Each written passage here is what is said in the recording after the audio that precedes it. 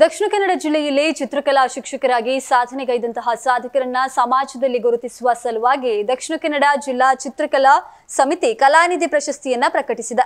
2023ರ ಸಾಲಿನ ಕಲಾನಿಧಿ ಪ್ರಶಸ್ತಿಗೆ ಮುಲ್ಕಿ ಪಂಚನಡ್ಕ ಅನುದಾನಿತ ಪ್ರೌಢಶಾಲೆಯ ಚಿತ್ರಕಲಾ ಶಿಕ್ಷಕಿ ವೆಂಕಿ ಪಲಿಮಾರು, 2024ನೇ ಸಾಲಿನ ಕಲಾನಿಧಿ ಪ್ರಶಸ್ತಿಗೆ ಗುರುವಾಯನಕೆರೆ ಸರ್ಕಾರಿ ಪ್ರೌಢಶಾಲೆಯ ಚಿತ್ರಕಲಾ ಶಿಕ್ಷಕ ವಿಕೆ ವಿಟ್ಲ ಹಾಗೂ 2025ನೇ ಸಾಲಿನ ಕಲಾ ಪ್ರಶಸ್ತಿಗೆ ಮಂಗಳೂರಿನ ಕೆನರಾ ಡೊಂಗರಿಕೇರಿ ಪ್ರೌಢಶಾಲೆಯ ಕಲಾ ಶಿಕ್ಷಕಿ ರಾಜೇಶ್ವರಿ ಕೆ ಇವರು ಆಯ್ಕೆಯಾಗಿರ್ತಾರೆ. ಹಾಗೆಯೇ ಕಲಾವಿದರಾದ ಗಣೇಶ್ ಸೋಮಯ್ಯ ಜಿ ಗೋಪಟ್ಕರ್, ಮೋಹನ್ ಕುಮಾರ್ ಪೆರ್ಮುದೆ, ಎಂಎಸ್ ಪುರುಷೋತ್ತಮ ಸುಲ್ಯ, ಮನೋರಂಜನಿ ರಾವ್ ಇವರನ್ನ ಒಳಗೊಂಡ ಆಯ್ಕೆ ಸಮಿತಿ ಈ ಪ್ರಶಸ್ತಿಯನ್ನ ಪ್ರಕಟಿಸಿದೆ. ಹಾಗೆಯೇ ದಕ್ಷಿಣ ಕನ್ನಡ ಚಿತ್ರಕಲಾ ಶಿಕ್ಷಕರ ಶೈಕ್ಷಣಿಕ ಸಮಿತಿ, ದಕ್ಷಿಣ ಕನ್ನಡ ಜಿಲ್ಲಾ ಚಿತ್ರಕಲಾ ಶಿಕ್ಷಕರ ಸಂಘದ ಆಯೋಗದಲ್ಲಿ ಸರ್ಕಾರಿ ಪ್ರೌಢಶಾಲೆ ಮಂಚಿ ಕೊಲ್ನಾಡು ಇವರ ಸಹಕಾರದೊಂದಿಗೆ ಕಲಾನಿಧಿ ಪ್ರಶಸ್ತಿ ಪ್ರದಾನ ಸಮಾರಂಭ ಇದೇ ಬರುವಂತಹ ತಾರೀಕು 18ರ ಶನಿವಾರ 10:30 ಗಂಟೆಗೆ ಸರ್ಕಾರಿ ಪ್ರೌಢಶಾಲೆ ಮಂಚಿ ಕೊಲ್ನಾಡು ಬಂಟ್ವಾಳ ಇಲ್ಲಿ ನಡೆಯಲಿಕ್ಕಿದೆ. ಹಾಗೆಯೇ ಪ್ರಶಸ್ತಿ ಪ್ರದಾನ ಸಮಾರಂಭದಲ್ಲಿ ಶಶಿಧರ್ ಜಿಎಸ್ ಜಿಲ್ಲಾ ಉಪನಿರ್ದೇಶಕರು, ಜಿಲ್ಲಾ ಶಿಕ್ಷಣ ಮತ್ತು ಸಾಕ್ಷರತಾ ಇಲಾಖೆ ಇವರು ಗಣ್ಯ ಅತಿಥಿಗಳಾಗಿ ಭಾಗವಹಿಸಿ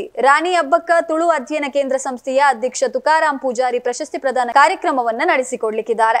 ಮಂಚಿ ಕೊಲ್ನಾಡು ಸರ್ಕಾರಿ ಪ್ರೌಢಶಾಲೆಯ ಮುಖ್ಯೋಪಾಧ್ಯಾಯರು ಸುಶೀಲಾ ವಿಟ್ಲ, ಶಾಲಾ ಅಭಿವೃದ್ಧಿ ಸಮಿತಿ ಅಧ್ಯಕ್ಷರಾದ ಶಿವಶಂಕರ್ ರಾವ್ ಮಂಚಿ, ಹಿರಿಯ ವಿದ್ಯಾರ್ಥಿ ಸಂಘದ ಅಧ್ಯಕ್ಷರಾದ ರಾಮ್ ಪ್ರಸಾದ್ ರೈ ತಿರುವಾಜೆ ಅತಿಥಿಗಳಾಗಿ ಭಾಗವಹಿಸಲಿಕ್ಕಿದ್ದಾರೆ.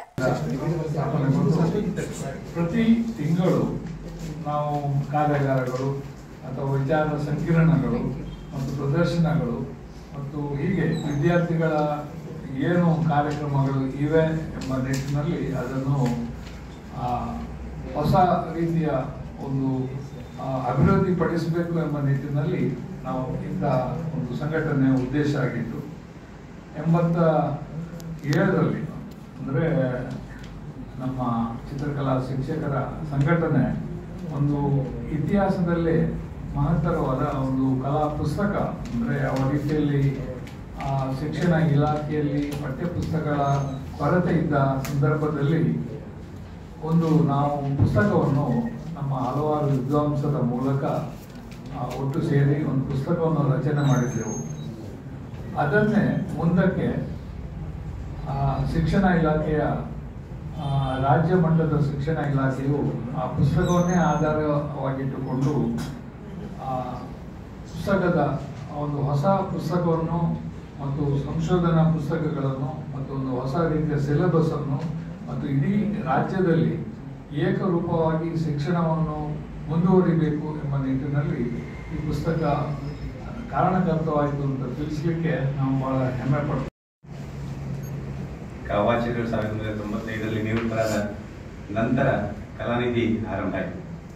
ಮೊದಲ ಕಲಾನಿಧಿ ಉಡುಪಿಯ IN ಜೋಶಿ ಅವರಿಗೆ ಕೊಟ್ಟಿದ್ದಾರೆ. ನಂತರ ಗಣೇಶ್ ಸೋಮಯ್ಯ, ನಂತರ ಗೋಪಾಳ್ಕರ್ ಉಪಾಧ್ಯಾಯ ಮಾಡಿಬಿಟ್ಟಿದೆ, MS ಪುರುಷೋತ್ತಮ, ಅನಂತರ ಮೋಹನ್ ಪೆರ್ಮುದೆ ಮತ್ತು ಇಲ್ಲಿರುವಂತಹ ಮನೋರಂಜನಿ ನಾವು ಸೇರಿಕೊಂಡು ನಾವೆಲ್ಲ ಈಗ ಮುಂದುವರಿಸ್ತಾ ಇದ್ದೇವೆ.